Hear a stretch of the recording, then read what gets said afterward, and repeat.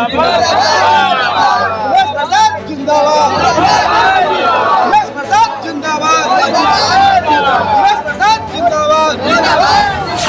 जनता इनसे बात करते हैं। बाबा क्या नाम है? रामोजदास खान। रामोजदास खान। इस बार किस मुद्दा पर अपना मतदान कीजिएगा? उमेश पटेल। अच्छा लाल साहनी। अच्छा, उम्र आपका कितना होगा?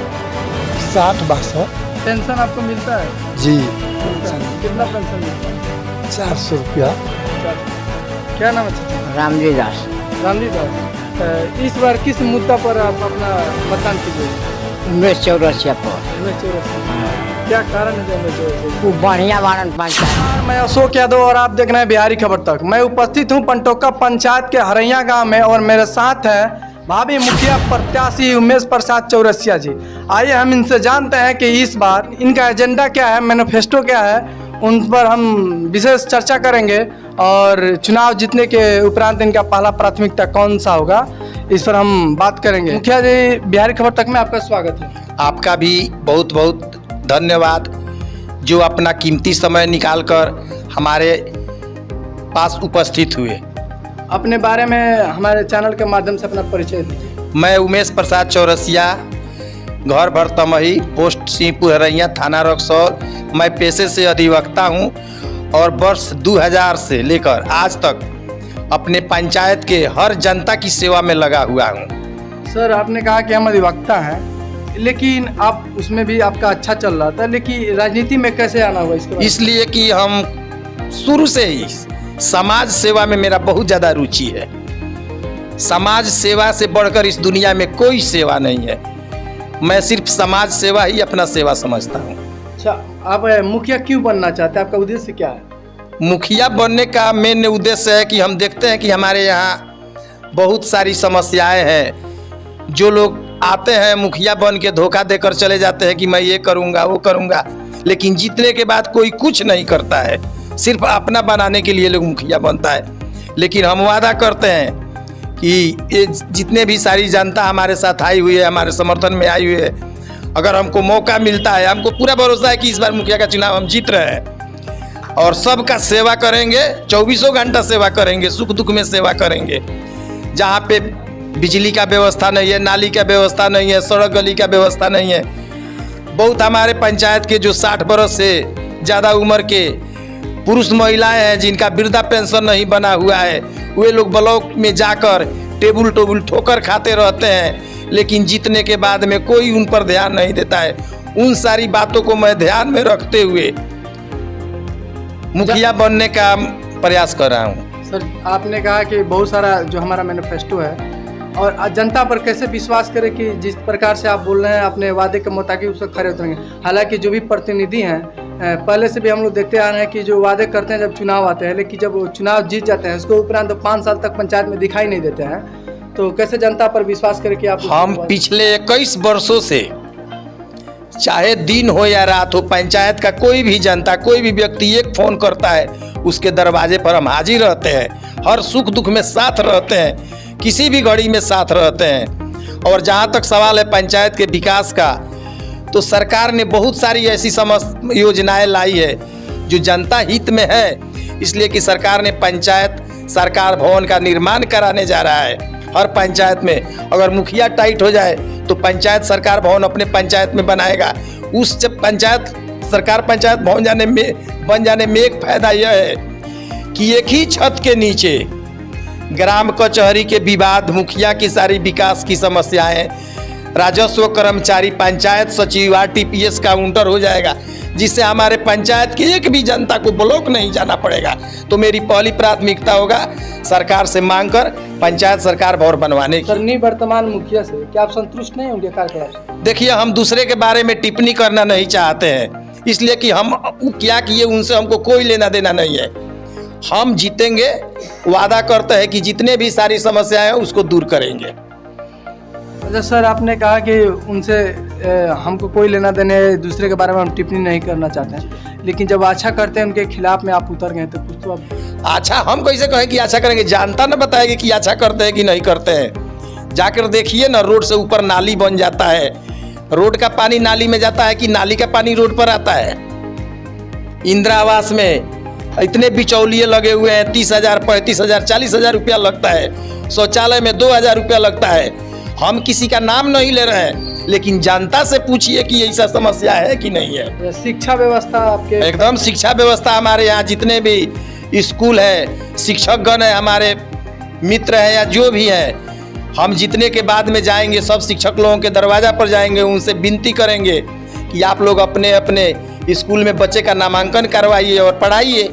हमारा भी फर्ज बनता है, हम प्रतिनिधि बनेंगे तो कि हर गार्जियन के पास जाएंगे, कहेंगे कि आप अपने बच्चे को स्कूल भेजिए, पढ़ाइए। शिक्षा ही रहेगा तो विकास होगा, शिक्षा नहीं रहेगा तो विकास नहीं होगा। स्वास्थ्य व्यवस्था आपके पंचायत में? हमारे यहाँ एक उप स्वास्थ्य केंद्र का निर्माण बहुत वर्ष पहले हुआ है, लेकिन वह धरातल पर नहीं है।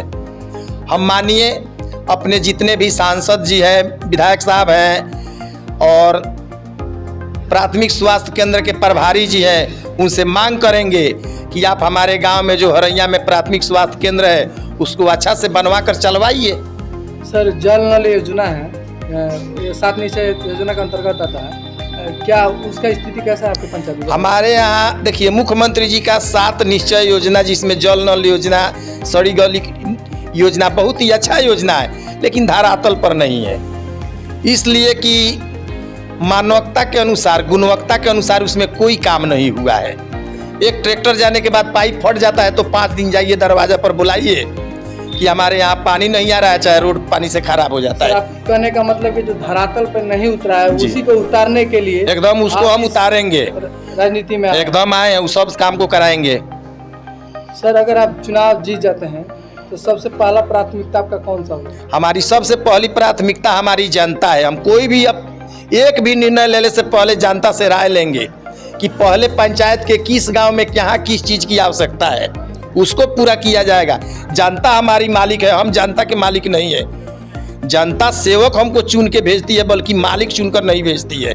तो जनता मेरी मालिक रहेगी और जनता जो कहेगी वही हम करेंगे। सर, अगर सरकार का कोई योजना आता है तो कैसे जनता तक डायरेक्ट उसका लाभ दिलवाएंगे? हाँ, हम बिचौलियों को दूर करेंगे। मेरी पहली प्राथमिकता है कि कोई भी 1 रुपया किसी भी चीज में घुस नहीं देगा, चाहे इंदिरा आवास हो, शौचालय निर्माण हो या कुछ भी हो, बिचौलियों को दूर करेंगे, अपने आप सब समाप्त हो जाएगा। तो बहुत सारी योजना है जो जनता को पता नहीं रहता है और उसका लाभ उन लोगों को नहीं हम पहुंचाएंगे, हमको जानकारी है। कैसे पहुंचेंगे? क्या एकदम हम उन लोगों को बुलाएंगे, हर सप्ताह में बुलाएंगे, बताएंगे कि ऐसे ऐसे ही चीज़ आप लोग आवेदन भरिए और हम भरवाएंगे, अपने से जमा करवाएंगे, उन लोगों का काम करवाएंगे। गरीबों के लिए भी आप कुछ सोचें? हाँ, एकदम गरीबों के लिए इंदिरा आवास योजना और राशन कार्ड में जिनका नाम नहीं है और उन लोगों को हम आवेदन भरवा कर और राशन कार्ड दिलवाने का कष्ट करेंगे, कोशिश करेंगे। आकाश कुमार। इस बार किस मुद्दा पर बहुमूल्य वोट कीजिएगा? मुद्दा क्या जो है, मुद्दा यही है कि जो भी प्रत्याशी जीत के आए वो अच्छा काम करे, विकास करे, शिक्षा के स्तर पे हो या फिर रोड नाला सबके स्तर पे। आपके पंचायत में शिक्षा व्यवस्था कैसा है आपके? अभी तो शिक्षा व्यवस्था उतना अच्छा नहीं है, लेकिन हमारे जो प्रत्याशी हैं जिनके साथ हम लोग खड़े हैं वो जीतेंगे तो निस्वार्थ भाव से इतने सालों से जो है सेवा करते हैं। अगर उनको पद मिल जाएगा तो और अच्छा करेगा। महेंद्र साहब। इस बार किनको सपोर्ट कर रहे हैं पंटोका पंचायत में? उमेश प्रसाद जी। उमेश प्रसाद चौरसिया को जी। क्या कारण है जो उमेश प्रसाद? इसमें बहुत कारण है, पूरा गरीब को मदद करते हैं, पूरा पंचायत भर का ब्लॉक में काम फ्री में कराते हैं। गरीबों के हित में काम करेंगे? काम करते हैं, करेंगे नहीं करते हैं। क्या नाम है? प्रिंस कुमार। अच्छा, नौजवान है, युवा है, इस बार अपना मतदान किस मुद्दे पर आप करेंगे? पूर्ण विकास को लेकर के। विकास जी।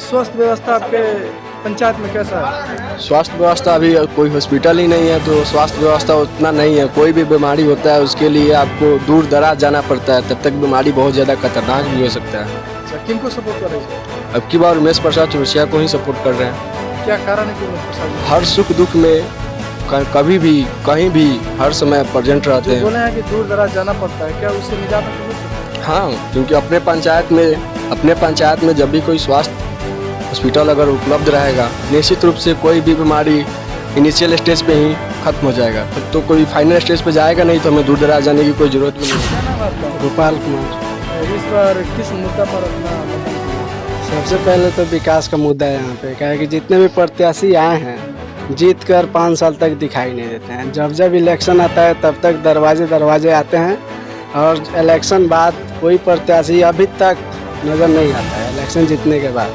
क्या निवर्तमान मुखिया साहब से पूछते हैं हाँ। कार्यकलाप?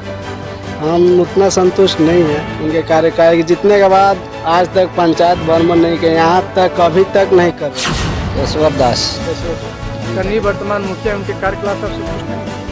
नहीं, ये तो हम तो उमेश प्रसाद के जानते हैं। यही काम लायक हमरा ठीक बाड़न आ पंचायत खातिर ठीक बाड़न आ हर एक काम में हमनी के सहयोग देता रहन आ ये बेरा कोई दुख सुख में ठीक बाड़न। हमनी के यही सने आदमी चाही आ हमनी के सबके कुमार चौरसिया। मैं उमेश प्रसाद चौरसिया का लड़का हूँ। मैं उनका बेटा। मेरे पापा वकील हैं। मेरे पापा हर एक सुख दुख में हर किसी के घर में गए। कोरोना के टाइम में कोई नहीं गया था किसी के घर, लेकिन मेरे पापा गए थे। आज नाली जो बना है रोड के ऊपर बना ला, उसमें स्लैब नहीं है। स्लैब में कोई बच्चा गिर जाता है, माल जाल गिर जाता है, कोई उसका रिस्क नहीं लेता। मेरे पापा जो है उसको काम कराते हैं और उसमें कोई गिर गया बच्चा, उसका गोड़ हाथ टूट गया, उसका कौन इलाज कराएगा? कोई नहीं कराता है। बना के चला जाता है लोग, उसमें स्लैब नहीं रहता है। आप चले जाइए ढुपुआ टोला में, जो आपको टोला है उसमें रोड नहीं है। रोड है तो टूटा पड़ा है, नाली माटी से भर गया है, नाली चलने वाला नहीं है, तो पानी कैसे निकलेगा? जो मेरे घर में गांव में नाला बना है, रोड के ऊपर नाला बना है, उस पर स्लैब नहीं है। जो आपके बोल रहे हैं आपके पापा जी अगर जीत के आते हैं तो क्या इसे बेहतर करेंगे? और उससे बेहतर करेंगे, क्योंकि हम लोग को घर में बैठना नहीं है, उनको जनता का सेवा करना है। जनता मेरे को क्यों चुन रही है? क्योंकि उनको सेवा करना है। हम नहीं अपने घर भरेंगे, हम जनता का घर भरेंगे, क्योंकि मेरा घर पहले से भरा हुआ है। हम जनता का घर भरेंगे। जिनके पास नहीं, वो गरीब का पैसा अपने पास रख लेते हैं, लेकिन हम जनता का पैसा जनता को देंगे। मैं चाहती कि जनता उनके साथ खड़ी है।